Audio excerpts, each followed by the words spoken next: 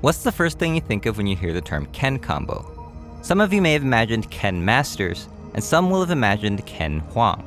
Our language, customs, and traditions that show others what tribes we belong to are called shibboleths. Then the Smash community comes in and they don't have casual matches. They have something else. What is They're called friendlies. Friendlies! Yeah. Being part of an in-group or out-group is important to us because it determines our identity, friends, values, purpose, and if we'll risk our lives for our country. They're saps because they risk their lives for strangers.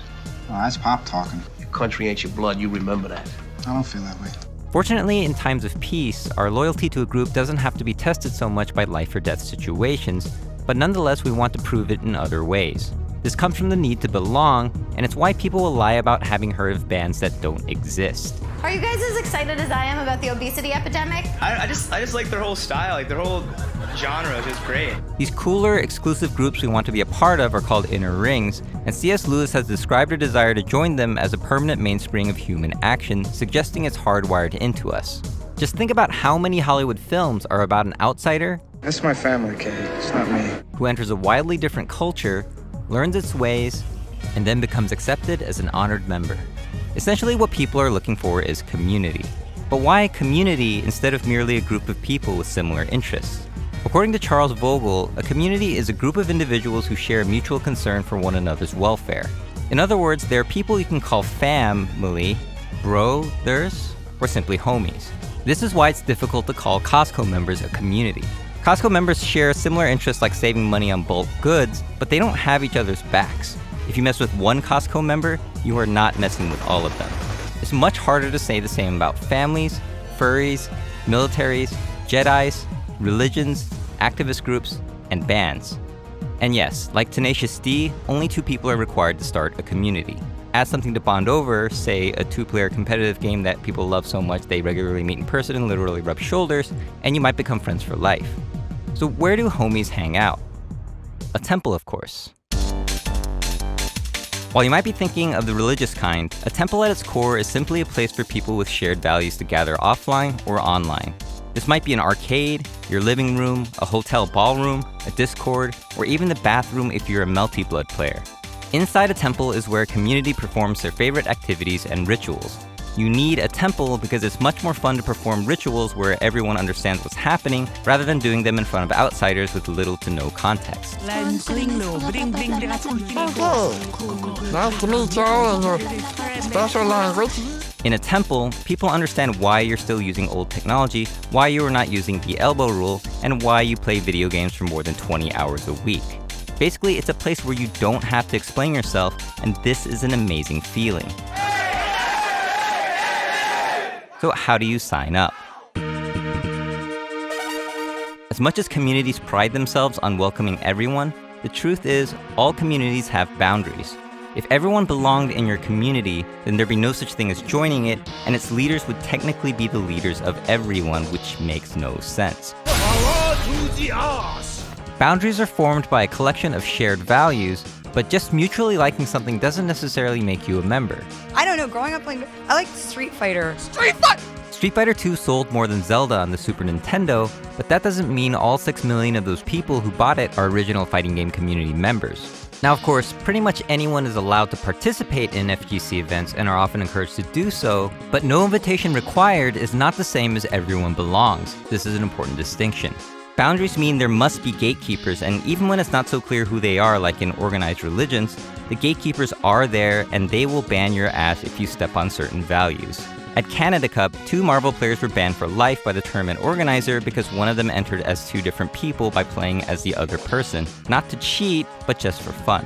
This screwed up the tournament outcome for many entrants, including people who traveled around the world to play. This punishment may seem harsh, but the pillar of competitive integrity that holds up the community was directly threatened in a way other types of violations did not. This is why allegations of treason can get you banned from your country, while indiscriminately murdering over 30 women won't.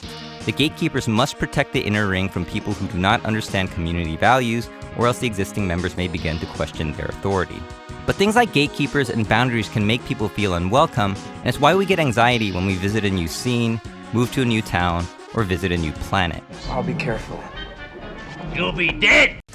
But a community that's too exclusive can risk turning into a clique. If people with shared community values start getting frozen out for trivial or personal reasons, the members will question what the true values are and who actually has authority. So how do you make your community inclusive while still protecting boundaries? You do it by having what's known as an outer ring. The outer ring is a welcome place for outsiders to test the waters and see if this community is something they want to be a part of. In the FGC, open tournaments and fighting game centers are great for this because they allow new people to enter the temple, watch the rituals, and play in the same tournament with everyone else, including the best in the world. The beauty of this outer ring is that there's a clear but challenging path towards the inner ring of the FGC, and this is a key to a strong community. A hazy path where members are unsure how to advance will just make them leave. So how do you advance inwards? Basically, with contributions and commitments that the community values. This can come in the form of playing, commentating, being around for a long time, volunteer work, showing up to temples, making content, tournament organizing, or even knowing the history, which is something many countries require before naturalizing immigrants. All right, here's your last question. What was the cause of the Civil War? Stories are some of the best ways to impart community values, and vulnerability stories are some of the best ways to deepen connections.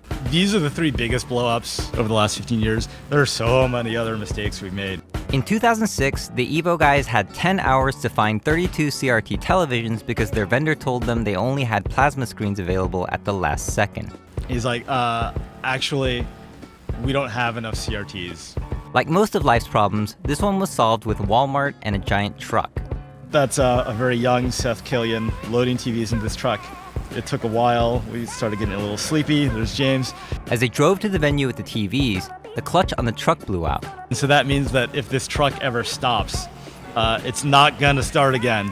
And of course, there's a toll booth up ahead, which Seth Killian drives up to first and says, "There's a truck behind us, and it can't stop."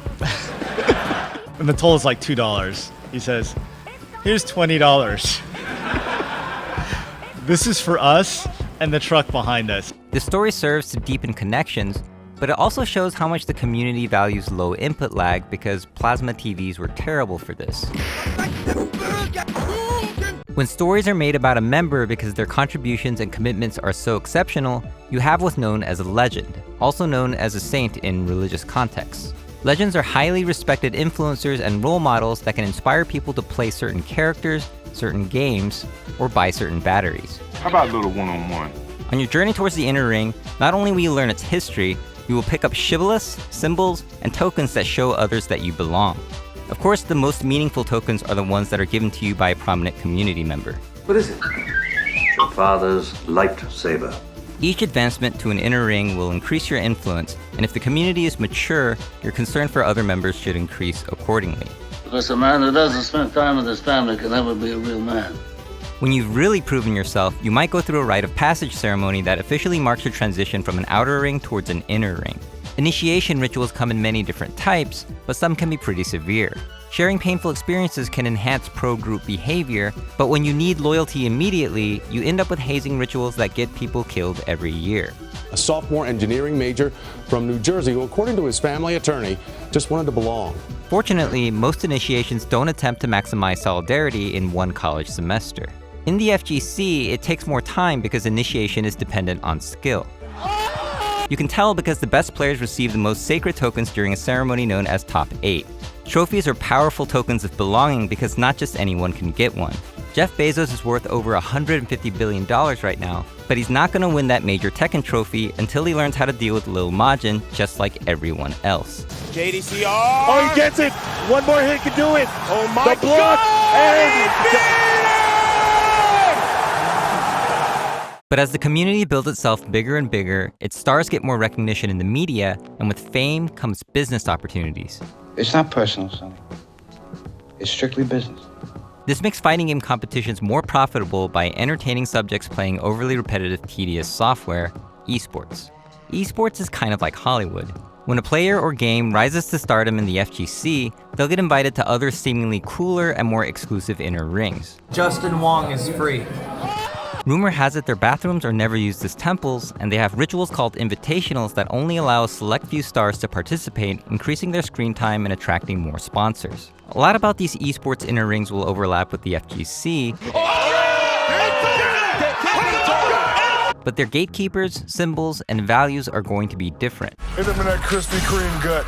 Okay, nice kick, Chuck. As esports circles focus more on invitationals while the FGC continues their 1,000-person open competitions, there's going to be a values debate between the two.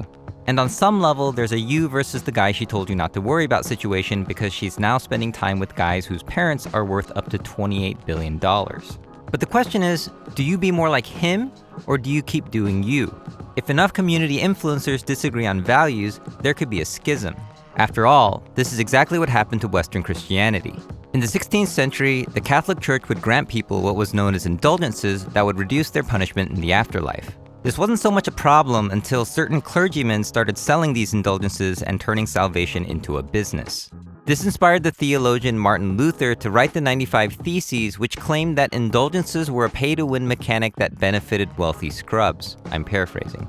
It went viral and gave rise to the Protestant Reformation, a schism that broke Christianity into many different branches, each with their own values. This is why we now have Unitarianism, which is cool with having the Dillinger Escape Plan play at their churches.